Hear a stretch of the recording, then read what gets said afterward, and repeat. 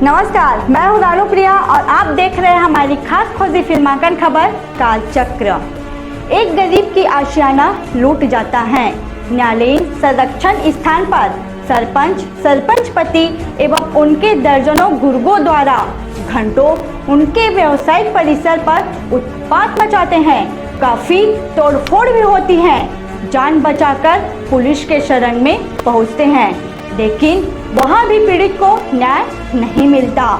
आज भी पीड़ित दर दर भटकते नजर आ रहे हैं। जिला महासमुंद एवं थाना बागबाहरा का है यह संगीन मामला। हमारे बीच बैठे हैं चैनल के director of chief mister Praveen sir, जो जमीनी हकीकत से रूबरू होकर उक्त संवेदनशील स्थान से होकर आए हैं। सर बताएंगे, आप वहाँ के कलेक्टर, एसपी एवं विधायक से रूबरू होकर आए हैं। क्या है वहाँ का मामला? क्या पीड़ितों को न्याय मिल पाएगी? देखिए रानू प्रिया जी, आपका सवाल जायज है। सबसे पहली बात कि हमारे इस राज्य में कानून नाम का कोई चीज है ही नहीं। कानून तार तार हो चुका है। जगह जगह अपराध, हत्या, बलात्कार कई वर्षों के बाद अब देखने को मिल रहा है। सही मायने में जैसे बंदर के हाथों में उस तरह थमा दिया जाता है। प्रशासनिक व्यवस्था बिल्कुल अविश्वसनीय हो गई है। किसी ने सच कहा है, छत्तीसगढ़ स्वर्ग होता अगर यहाँ पे शासन करने वाले व्यक्ति दूरदृष्टक बुद्धिमान होते। देखिए, आपको बता दें, यहाँ की जो स्थिति है, हमने बहुत ही नजदीकी से ग्राउंड रिपोर्ट वहाँ पे तैयार किया। हमारी पत्रकारों की टीम पहुंची। वहां हमने देखा एक विचित्र मामला देखने को मिला। घटना ऐसा लगा जैसे कोई नक्सली हमला हुआ हो। पीड़ित पक्ष वहां पे थे। अचानक समीपस्थ जंगल क्षेत्र से होते हुए गांव से तकरीबन 2 दर्जन सरपंचों के साथ गुर्गे आते हैं। मातर का उत्सव था। दीपावली के बाद जो उत्सव होता है, लोग पिए खाए हुए थे। शस्त्रों से, धारदार हथियार से लेस होकर के आते हैं दौड़ते हुए, और दूर से ही चिल्लाते हैं, पीड़ितों का अगर माने तो दूर से ही चिल्लाते हैं कि सावधान हो जाओ या तो यहां से भाग जाओ। जब इतनी भीड़ देख करके वहां पे जो पीड़ित पक्ष देखते हैं तो सर पे पैर रख करके वो डर के कारण भागते हैं समीपस्थ थाना की ओर। इधर ये आतंकी प्रवृत्ति में बहुत खतरनाक रूप से बर्बरता पूर्वक वहां की तोड़फोड़ करते हैं। तोड़फोड़ करने के बाद वहां हमने देखा है कि मोटे मोटे पाइपों को, लोहे की पाइपों को कटर से काट डालते हैं। और तो और वहां पे छोटे छोटे चूजे हैं। पोल्ट्री फार्म है, छोटे छोटे चूजे हैं, उनको भी नहीं बख्शते। कंप्यूटर रूम को भी नहीं बख्शते। कुछ सामानों को आगजनी कर दिया जाता है। बर्बरता पूर्वक घंटों उत्पात मचाते हैं। आखिरी में क्या होता है? दौड़ करके ये जब पुलिस के शरण में जाते हैं, प्रशासनिक व्यवस्थाएं आती है, बकायदा देखती है, मुआयना करती है, लेकिन अभी तक उनके ऊपर कोई ठोस कार्रवाई नहीं किया गया।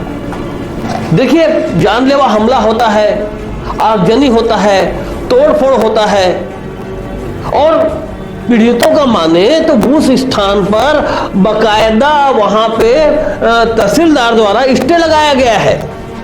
स्टे जैसे न्यायालय के आदेश को अवहेलना करके एक सरपंच और सरपंच पति और उनके गुर्गों के माध्यम से भयंकर नक्सली वारदात के समान, जैसे गोरिल्ला युद्ध होता है उस प्रकार से पूरे साजो सामान के साथ, कटर के साथ काट करके तहस नहस कर दिया जाता है, किसी के आशियाने को नष्ट कर दिया जाता है। और उसके बाद पुलिसिया गतिविधियों में केवल कार्रवाई और जांच चल रही है। क्या ये न्याय संगत है? अब वो पीड़ित जाए तो जाए कहां? जब कहीं सुनवाई नहीं होती है तो हमारे कालचक्र के ऑफिस में अपनी बातों को बताता है, हम अपनी तैयारी में जाते हैं, हम अपने टीम के साथ जाते हैं, वहां बारीकी से मुआयना करते हैं। देखिए आखिर उनकी जमीनी हकीकत क्या है, आप स्वयं देखिए, आपको खुद समझ में आएगा। नमस्कार। हर बार की तरह इस बार भी हक और हकीकत से रूबरू होने हम निकल पड़े उस संवेदनशील आतंकी स्थान को कवरेज करने जहां सरपंच पति एवं उनके दर्जनों गुर्गों द्वारा एक गरीब परिवार के व्यवसायिक आशियाने को तानाशाही पूर्वक उजाड़ दिया गया। यही नहीं, वहां आगजनी, प्राणघातक हमला तथा घंटों तोड़ फोड़ कर उपद्रव भी मचाया गया। इस बार हमारी टीम में कालचक्र क्राइम रिपोर्टर की एंकर ऑफ चीफ रानूप्रिया, पत्रकार साथी सरनजीत सिंह तेतरी, पत्रकार नेमीचंद बंजारे भी साथ थे। सफर थोड़ा लंबा था। रायपुर से राजिम फिंगेसर होते हुए महासमुंद के बाग बहरा मोड़ पहुंच चुके, जहां हमें पीड़ित परिवार का एक साथी के माध्यम से उक्त स्थान की भली भांति जानकारी भी प्राप्त हुई।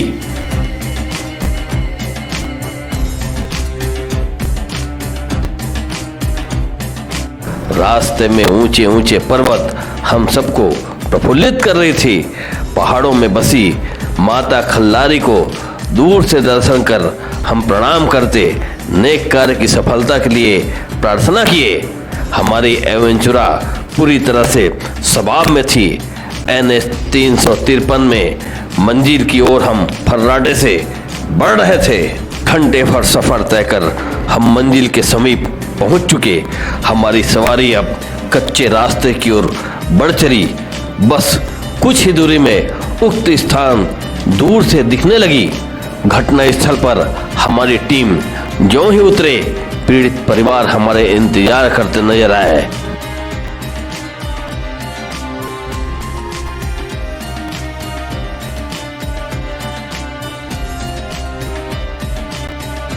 अब हमारी टीम घटनाग्रस्त स्थान को बारीकी से कवरेज करने लगी।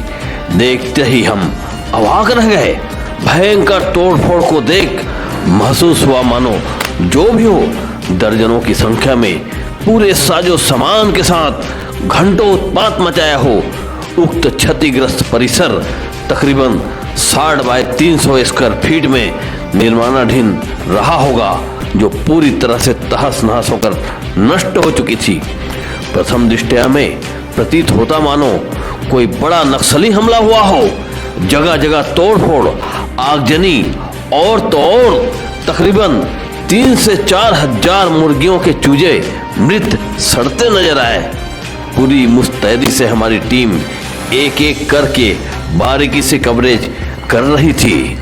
वहीं हमने देखा लोहे के मोटे मोटे आधार को धारदार कटरों से काट दिया गया है। चारों ओर तोड़फोड़, आगजनी, जैसे नक्सली प्रशिक्षित गोरिल्ला युद्ध के समान हमला हुआ हो।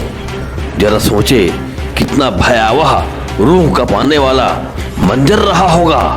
मैं उम्र साहू ग्राम मोली मुड़ा का निवासी हूँ। तो मैं कुशल यादव के मुर्गी फार्म में वैक्सीन पहुँचाने गया था।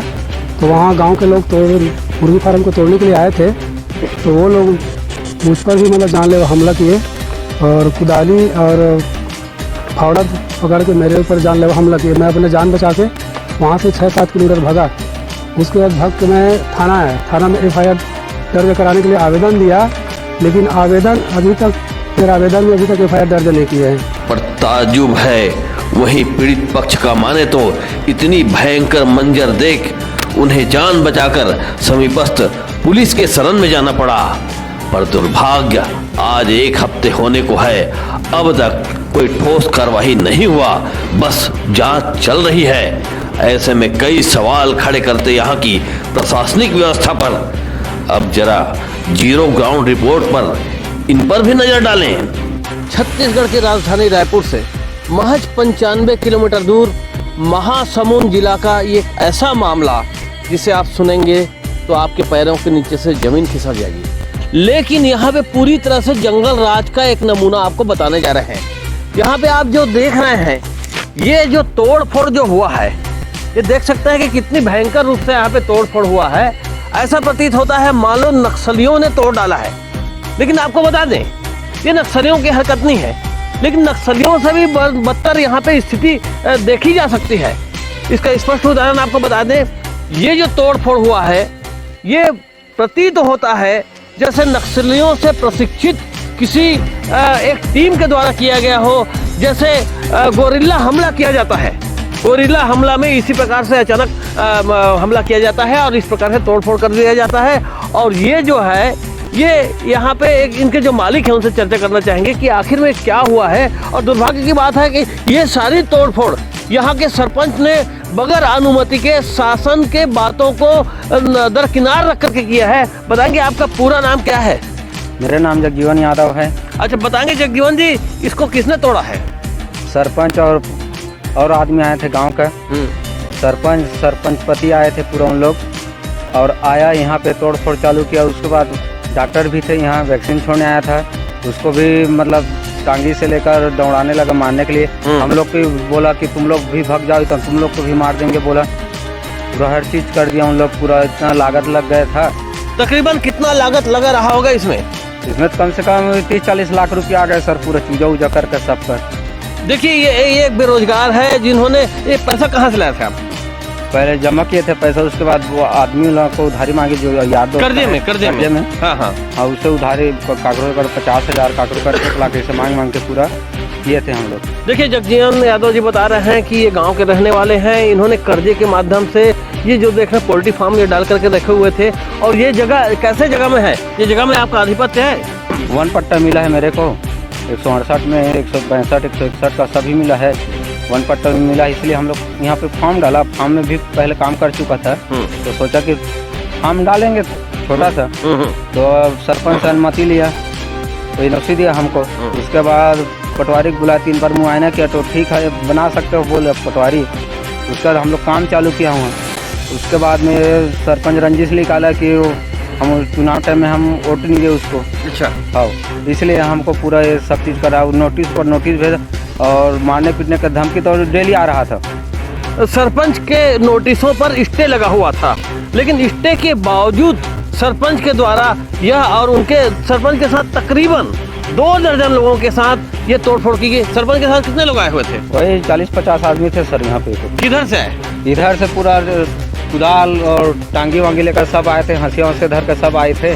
पूरा आया वो तोड़ शुरू कर दिया तोड़ने के लिए, और हम लोग को भी भाग जाओ तो मार देंगे ऐसे बोला। इतनी बड़ी हादसा के बारे में तो है, और कहीं शिकायत करे कि नहीं करे? करें सर, यहाँ ले देखे तोड़ फोड़ पूरा देखने के बाद तुरंत हम भगते हुए थाना गए।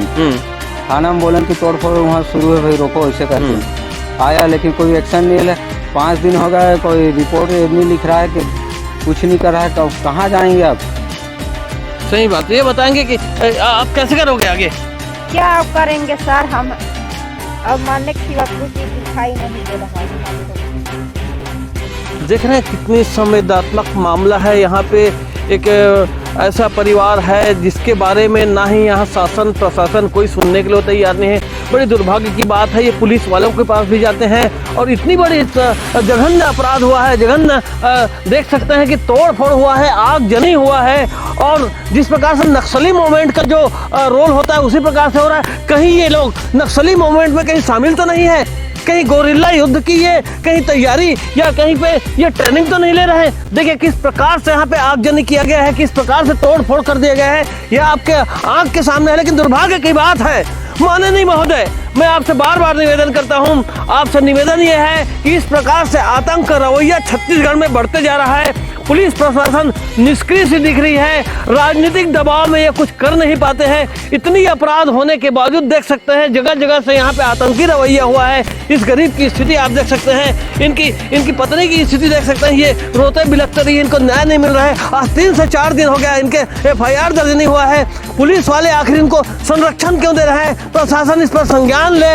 अब बागबाहरा वाला मन नहीं सुना था, सीधा राज्यपाल मुख्यमंत्री मानवाधिकार में जाओ सर, वही मन हमार फैसला कर ही, और कुछ भी होई तो शासन जाने भी। आप क्या करें, समझ बाहर से देख रहे हैं एक ऐसा क्षेत्र जहाँ पे कानून के बारे में हम बड़ी बड़ी बातें सुनते हैं, लेकिन कानून वहाँ तक पहुँच नहीं पाती, न्याय इनको मिल नहीं पा रहा है। आखिर ये किसके पास जाए? आगे हमारी टीम जिला मुख्यालय कलेक्ट्रेट पहुँचे, जहाँ जिलाधीश माननीय डुमन सिंह ध्रुव से मिलने के बाद पुलिस अधीक्षक दिव्यांग पटेल से कार्यवाही पर संज्ञान लेने हेतु बात भी कही गई। तो की घटना हुई थी, जिस संबंध में शिकायत थाना बागबाहरा में प्राप्त हुई है।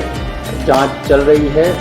एक पक्ष का कहना है कि निर्मा अवैध था, दूसरे पक्ष का कहना है निर्मा अवैध था। इसी संबंध में जांच चल रही है, दोनों पक्षों से पूछताछ हो रही है और जो भी होगा कार्रवाई की जा रही है। सर, उसमें ऑलरेडी स्टे लगा हुआ था, शासन न्यायालय का आदेश का उल्लंघन किया गया है। तो प्रथम ये सभी बिंदुओं की जांच चल रही है कि क्या था, स्टे लगा हुआ था नहीं था, ये सारे बिंदुओं की जांच चल रही है। सर, आपका थाना में अभी तक कार्रवाई नहीं हुआ है, FIR नहीं हुआ? जो शिकायत प्राप्त हुई है, दोनों पक्षों से शिकायत प्राप्त हुई है और दोनों पक्षों की शिकायत पे जांच चल रही है। बहरहाल आज 7 दिवस हो गए, पीड़ित परिवार बस लूटे पीटे न्याय के लिए भटकते नजर आ रहे हैं। देखें इस कलयुग में जीत किसकी होती है, सत्य की या असत्य की? अपना हत्या के सिवा कुछ दिखत नहीं, पूरा पूंजीपति टेढ़े में लगा दिए। अब कहाँ जाएंगे हम? देखिए कितनी दुर्भाग्य की बात है कि यहाँ पे इन लोग इतने मायूस हो चुके हैं कि स्थानीय प्रशासन में यहाँ थाना प्रभारी द्वारा किसी भी किस्म का कोई कार्रवाई अभी तक नहीं किया जा रहा है। हमने सुना है जब फोनों से बात हुई है तो उनका कहना है कि 107-16 का अपराध कायम किया गया है, लेकिन माननीय महोदय इस प्रकार से आगजनी और स्टे लगे हुए स्थान को सरपंच और उनके टीम के द्वारा तोड़ना 436 अपराध के तहत अजमानती होना चाहिए, लेकिन केवल 107-16 लगा करके उनको छोड़ दिया गया है। इनका ऐसा कौन सा दोष है जो इनके ऊपर बंदी धारा लगाया गया है, जबकि इन लोग जान बचा करके भागे हैं। आखिर में माननीय महोदय, माननीय गृह मंत्री महोदय, माननीय मानव अधिकार आयोग के सचिव महोदय, माननीय राज्यपाल महोदय, आपसे निवेदन करता हूं कि आपके राज्य में जो इस प्रकार से जो आपराधिक गतिविधियां चल रही है, कृपया उस पर रोकथाम करें, अन्यथा जनता जाए तो जाए कहाँ और किसके शरण में जाए? अगर आप लोग के पास जाने के बाद अगर न्याय नहीं मिलती तो आखिर जाएगा। कथा संग्राम की, विश्व के कल्याण